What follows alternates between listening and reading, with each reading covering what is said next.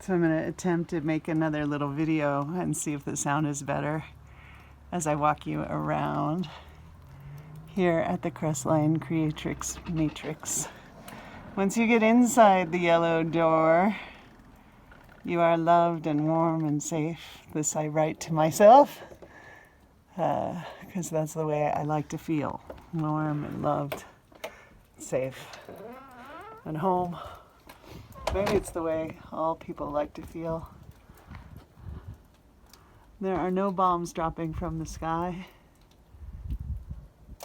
and the sun is helping the icicles fall and the snow melt. And here is the great, I call it grandfather tree of welcome. I don't know why I'm gendering it that way, but it's been growing for hundreds and hundreds of years, and I hope to never count the rings inside, because that would mean something happened.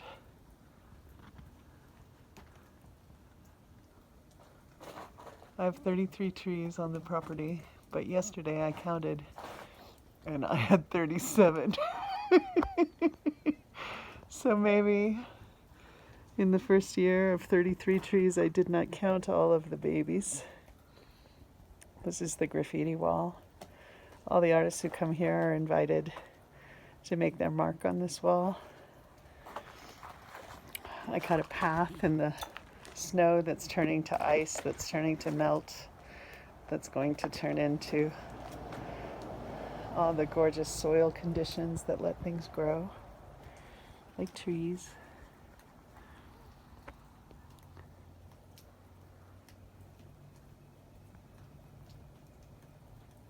The sun comes in the afternoon, it travels all the way around. It starts through the picture window behind what I call the great grandmother tree, which I'll take you to. I'm weaving a fence from the things the trees drop in the crazy wind and rain. And it is my meditation as I weave it.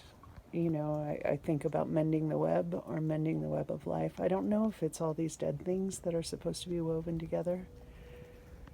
Maybe for things like fences, I don't know. But this is the Eco Art Discovery Center. And this is a part of Kate White's chair art that I purchased as art, but used inadvertently as chair. And it turned into sculpture. So that's sort of what begins to happen, is that all the things that break get repurposed in their way. And lots of artists have left their mark or their makings or their things here. Lots of people who graduated with me from the Transformative Arts program in Arts and Consciousness at JFK that is now defunct, as such programs sometimes come to be.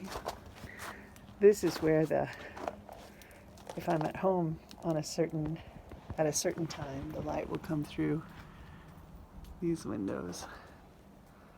And this whole house, part 1 and part 2, are built around this great, what I call the mother tree. And I know there are people who understand the definitions of such a thing, but I call her this mostly for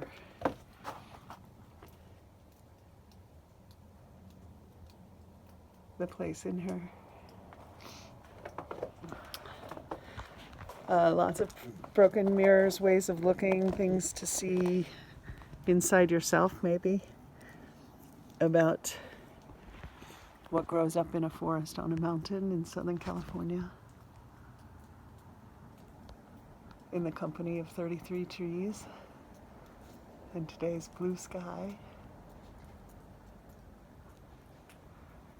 When I came down the mountain and then back up it today, there's just this little crest line of glistening, sparkly, snowy white. Then, of course, if you head from here up to Big Bear, it gets snowier and whiter. But right now, it's this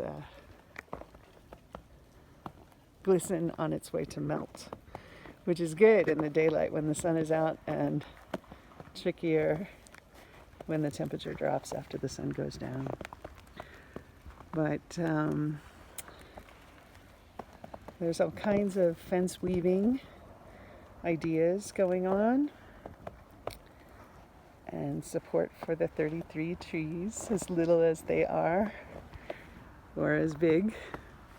This one's on my neighbor's property.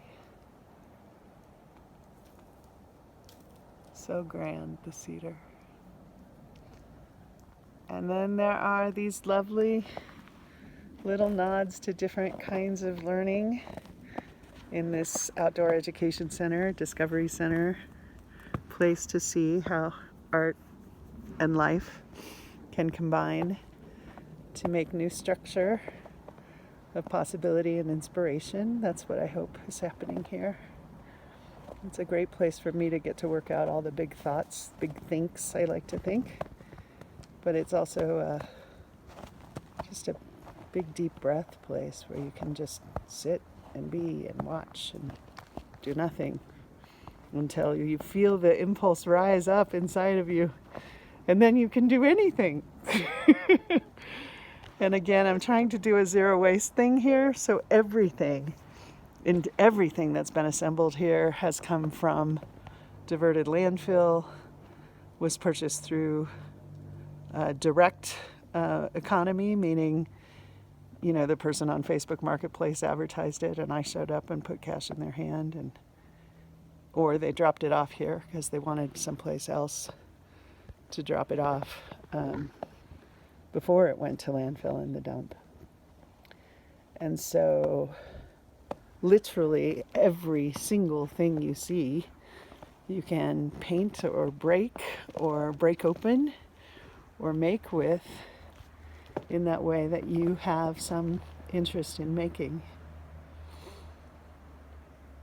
And in the spirit of making enough bad art to be able to make some good art, or just reclaiming art making as a way of knowing inside yourself, there's lots of permission here. I always like to ask permission when I'm doing something with something living. And then I like to ask the materials to teach me things when I'm working with them. And this bay laurel tree that smells like a bay laurel tree seems willing to fold and bend into wall. And weaving. When I first looked at the property, I saw the sacred circle of cedar trees, but I called them redwoods then because I was from Northern California where the redwoods grow. And now I know from the guy who gave me the palette of tile that they're cedar trees, and cedar has its own incredible healing qualities.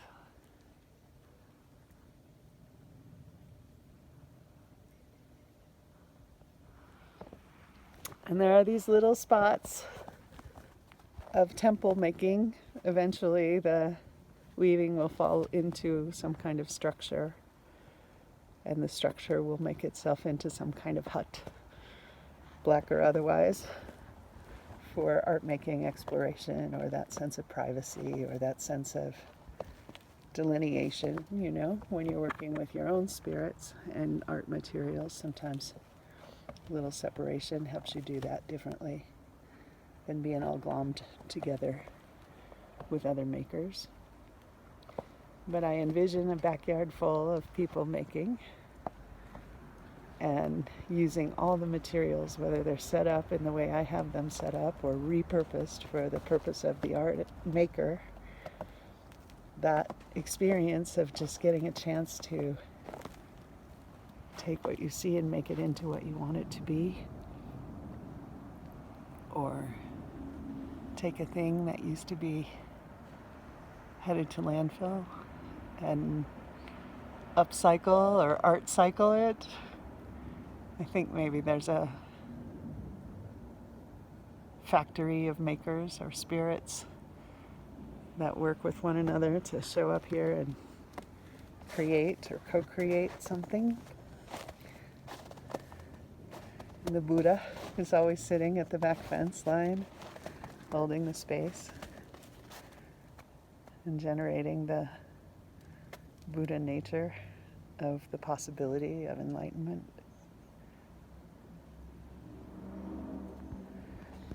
And the springtime, even in the winter conditions, still shows itself up as growing. When I thought I was going to pay somebody to pull everything out of the ground, there was someone who came and told me this was dead and that I should cut it down. And it just spends a little time in dormancy, but it's absolutely alive and flourishes. And the pieces of it have woven themselves with the materials of making into this kind of sacred space for the Buddha to hold the energy for what happens here. I feel flanked by the goodwill of Buddhist ideology. But I am up from the ground grown a Catholic. And so there are still all those things I've learned about altars and ritual, and the prayers my mother taught me and the songs my mother taught me came from that tradition. So that has a place here too, in the chairs unmaking themselves. Someone's dainty toll painting handiwork, just undoing, just the undoing. And they've been all kinds of topsy-turvy unmaking, making, remaking these artifacts of time. Learning to sit still and take information the way it is instructed from the front of the room is different than engaging with materials in ways that allow you to learn what's inside of you, to learn and give and share and speak from as wisdom. So this is that circle, and these are the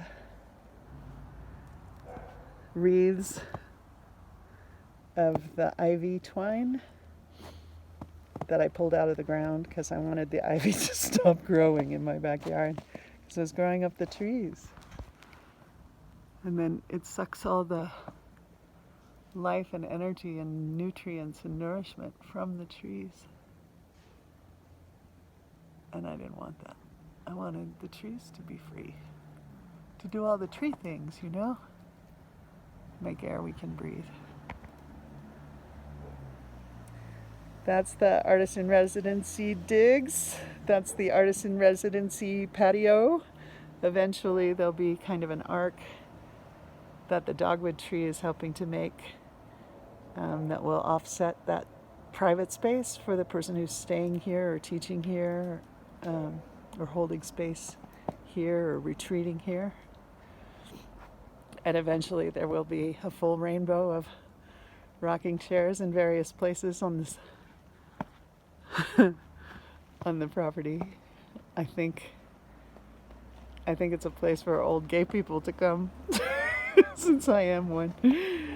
Or I am becoming one anyway. So that's the sanctuary, the sustainability, sanity sanctuary. And this, like, can you see the kind of heart shape of the Buddha space? I don't know. There's bigger prints than cat out here in the snow. So I wonder who's around at night and what they think of the Mad Maker and the little places they get to find or coming through. This is my nod to the bone room, and that the bones I found in the yard, kind of providing whatever it is that bones provide. I learned so much from writing down the bones with Natalie Goldberg. If you are a writer, perhaps you have met her in those pages. And this will eventually be another workspace, office space, making space with all the things that are accumulating here. And maybe all the windows will come together and it will be some kind of solarium for... And maybe it will just be a pile of broken windows waiting for an artist to come and make something fun with them. And more chairs undoing themselves. And more learning available and on the way. And eventually, in the springtime, I'll stand all these guys up and make with all that wood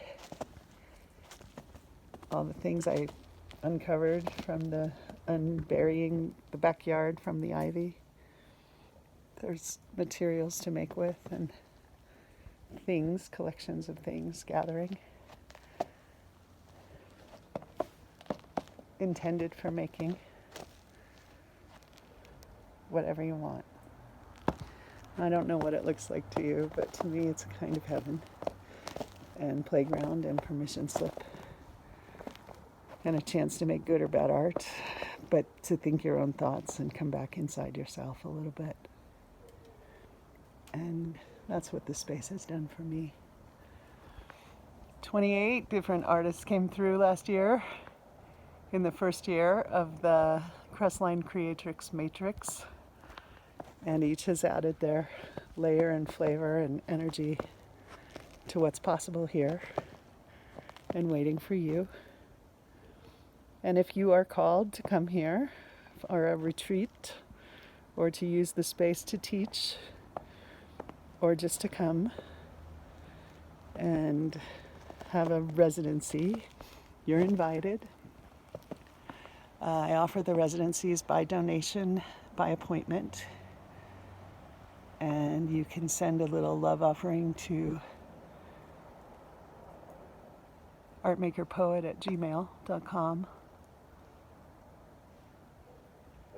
and a clear articulation of what you'd like to do and when you'd like to come and what you'd like to exchange for the time and the space and the encouragement and the energy and the life that's waiting here. I hope to inspire you. It's the thing I want to be when I'm not here anymore. Inspiration, permission to live inspired. Make it up as you go along. Do exactly and only what you want to do. I hope you come to the Artist in Residency at the Crestline Creatrix Matrix. I look forward to opening the yellow door and seeing you on the other side.